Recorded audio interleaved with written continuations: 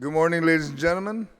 The Committee on General Government Operation, Appropriation, and Housing convenes this public hearing on Bill 258-35 as introduced by myself, co-sponsored by Senator Therese Terlai, Senator Jose Pedro Terlai, and Senator Sabina Flores Perez. An act to amend Section 1 and add a new Section 18 to provide additional support for Division of Environmental Health and Department of Public Health and Social Services. The first notice was given on Tuesday, February 18, 2020, and then on Friday, February 21st, 2020. And for the record, today is Wednesday, February 26th, and the time now is 9 o'clock. The committee will hear and accept testimonies, both written, oral and written, on this bill. I'd like to acknowledge the presence of my colleagues. I have Senator Kelly Mars Taitano and Senator Jose Pedro Terlai. The conduct of this public hearing shall be as follows. Those testifying will recognize the order of sign up on the sign-in sheet, and we just have Tom Nadeau from the Public Health. Written testimonies may be read. Lengthy written testimonies should be summarized to about 5 minutes. Written testimonies shall be submitted to the committee. Please provide our legislative staff your written testimony for photocopying. Testimony shall be confined to the substance. Individuals will be allowed to present oral testimony only once. Once you are done, you may be asked to remain in the room for questions or for additional testimony, as may be desired by the members of the panel. Proper form and decorum shall be practiced by all present in the public hearing room for the proceedings. Individuals who fail to maintain proper form and decorum may be restricted from providing oral testimony and or may be asked to leave or be escorted from the room. When you speak, please make sure that the microphone is on, that you speak into the microphone. You state your name. We'll now hear my opening statement for Bill 258-35 as an act to amend, as I mentioned earlier. What we will accomplish in passing this bill is it will allow Department of Public Health and Social Services to utilize the funding achieved by the Division of Environmental Health via the service they provide. Every year, the hardworking staff at Department of Health make do with what they have, with thousands of restaurants, hotels, pools, daycare centers, and other facilities that require inspection to begin and continue operations. They have maintained their commitment to ensure the safety of the public at these establishments. Bill 258 is a no-brainer. We authorize the department to use the revenues they generate to continue the work they do daily. By allowing the department the full use of these funds, they will be able to hire additional staff, procure much-needed supplies for inspection, and continue their work in battling concerns such as dengue and the prevention of coronavirus. Additionally, we will work in changing the status of their current funding to a continuing revolving fund for the future, so we wouldn't have to go through this type of bill.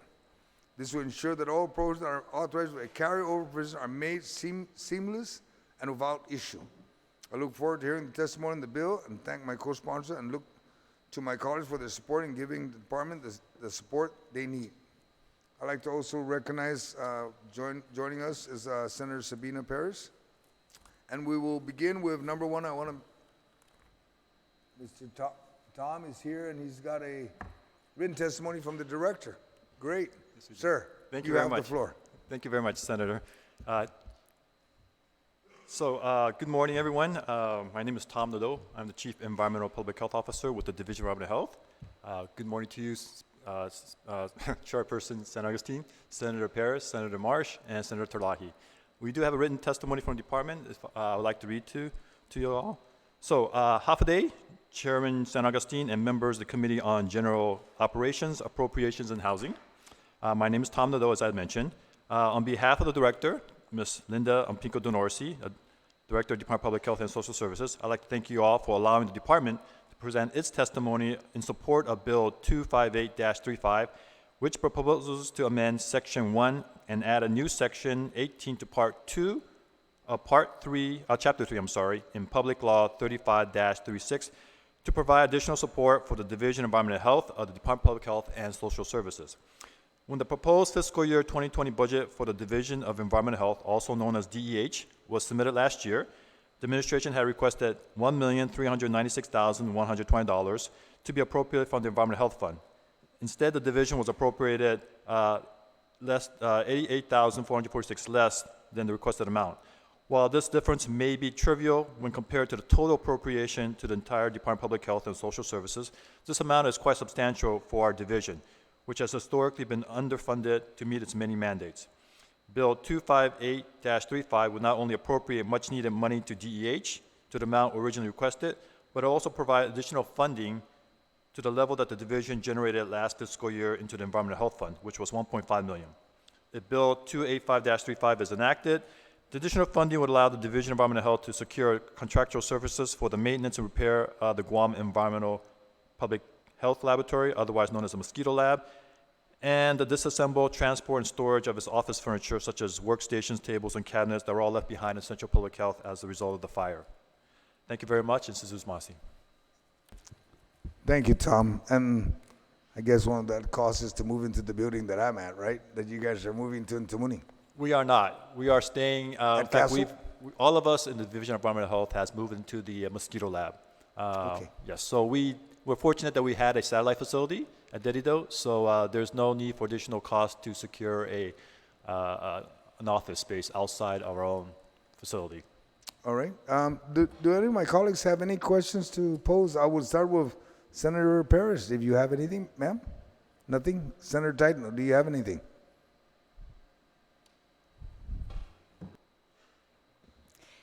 Suzuis Masi for providing the testimony, and it's always important, of course, to be providing as much support to public health and social services as possible, and especially at this time as we're going through this situation.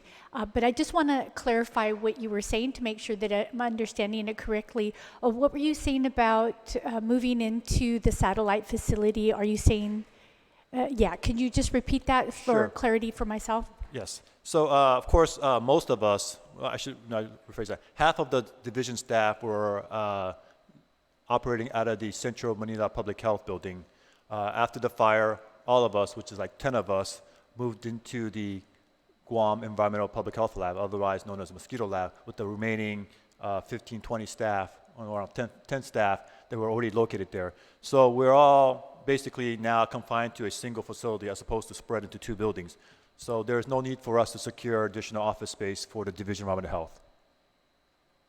Suzuis Masi for providing that again. I wanted to make sure that I was understanding it correctly. So I just want to ask generally, with the support that this bill is providing, if you could just spell out how it will be helpful. It's always important for us to hear as much detail as possible in that regard about how it will be helpful to have the funds continue to stay with public health until they're expended. Well, I can only tell you that our plans for the 88,000 additional funds that we're requesting for the Environmental Health Fund, the current Manila Dedido facility, the Mosquito Lab, which was constructed in 2016, which we moved into 2017, being that now we're the landlord of a new facility, we have to, of course, ensure its maintenance of the building. So that will require contractual services, everything from ensuring that our generator is maintained, it's operable, repairing minor damages from use, and also repairs that were not corrected by the contractor. Basically maintaining the facility and ensuring it's able to continue to operate. And also, because of the emergency move out of the Central Manila Public Health, we essentially left all our office furniture at Manila Central. And so all those workstations, tables, chairs, they all have to be either disassembled and stored elsewhere temporarily while we look for a permanent place. So, and that'll be additional cost that we have to incur that was not budgeted in our additional 2020 budget. Suzuis Masi again for providing that additional clarification and detail. And again, it's important for us to support public health. Its mandates are large. It's a vital service for our community. So it is something that we should be looking at very carefully and making sure that we find ways to support. Suzuis Masi for coming in and providing this testimony. Thank you very much, Senator. I'd like to also recognize that the presence of the Vice Speaker, Senator Talina Nelson, Ma'am, do you have any questions you want to pose on Tom? None? Nothing. Okay. Senator Peter Terlai. You know, the department requested for a certain amount, and according to the money awarded for the particular projects, um, it's only like 88,000, almost 88,500 that is. I just wanted to find out what was the cause of the damage several weeks ago regarding, was that a fire at Public Health? And is there any insurance that was, insurance money that was part of that to kind of just fix the damages? Speaker, I can't answer some of those questions. That's beyond my information and knowledge that I possess regarding the fire. All I do know is that there was a fire at Manila Central, and they were concerned about the entire facility in terms of its occupancy, whether it's safe for the employees to be there. And we were just told to evacuate and find find a new location. And for us, it was our satellite facility. And I just put that out because, the shortfall of 88 and a half, almost 88,500, maybe we can extract some of that insurance money to place it over. But I don't know if the chair does have a concrete plan to solidify or cover for that shortfall that you are asking, that the department is asking. So I'm just a little bit concerned because, we need to go back and look at some of the finances that we have where we can accommodate the 88,000 and plus on that one. So that's the only concern I have. So if we have a shortfall of 88,000, then can you? What are some of the projects that would not occur in as far as fixing the problem or accommodating the request from the director for your division? Is there any other plan of action to transfer money from one category to another? And if not, we need to really sit down with the chair to find out, because this is an important issue. And I support Bill 285-35, and I want to make sure that we are forceful in our ways to make sure that we supplement the shortfall that is being requested by Public Health. Thank you, Mr. Chair. Thank you. I just want to make it remind my colleagues that there is an OFB response to the bill, and what it will do is this bill would restore the funding for 2 deleted positions in FY 2020. It will provide the funding for your 2 deleted positions that you had in FY 2020, and it also allows adding a new section 18 authorizing the department to expend up to the levels of revenues collected for 2020. So it's actually creating that revolving fund, and I will make sure that it's in the budget so that when money comes in, you can start using it and you can start planning. Because I know that when I worked at Revenue and Tax and the compliance, we would meet out there and you're inspecting one area that you would need and I'm inspecting the business license side, and it was a rat race when you only had, 4 or 5 people at the time, when you really need a lot more. There's just too many businesses out there, and the people of Guam need to understand that as long as Tom don't have the people, you can only expect him to go to so many businesses in 8 hours. And I know you exceed some of those hours, and you're there on the weekends, and I know you guys are overwhelmed.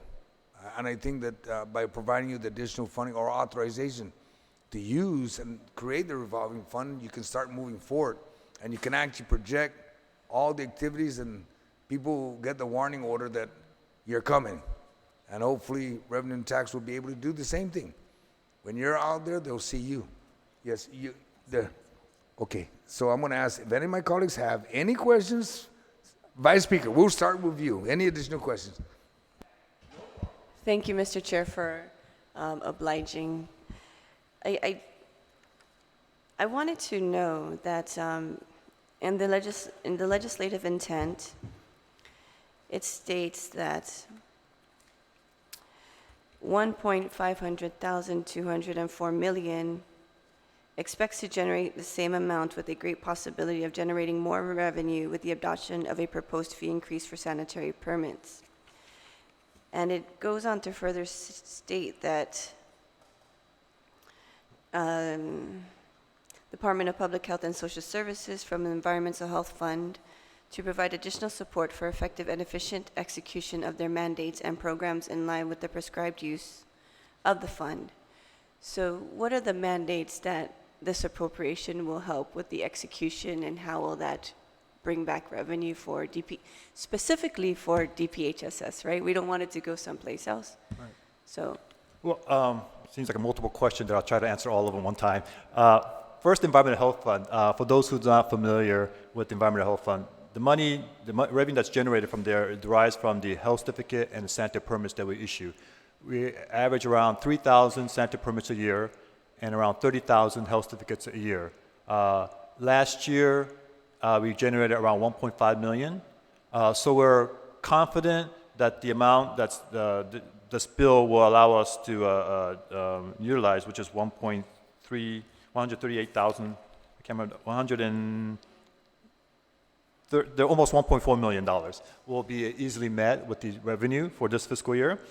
And I hope that gives assurance to Senator Terlahi that money will be generated, and we think will be available this fiscal year. So we're confident in that regards that the bill will be, the amount that we appropriated will be generated in the Environmental Health Fund available for us use. Now, as to what the money will be used for, as I shared with everyone else just earlier, it's primarily to ensure our mosquito lab is maintained and continues to operate.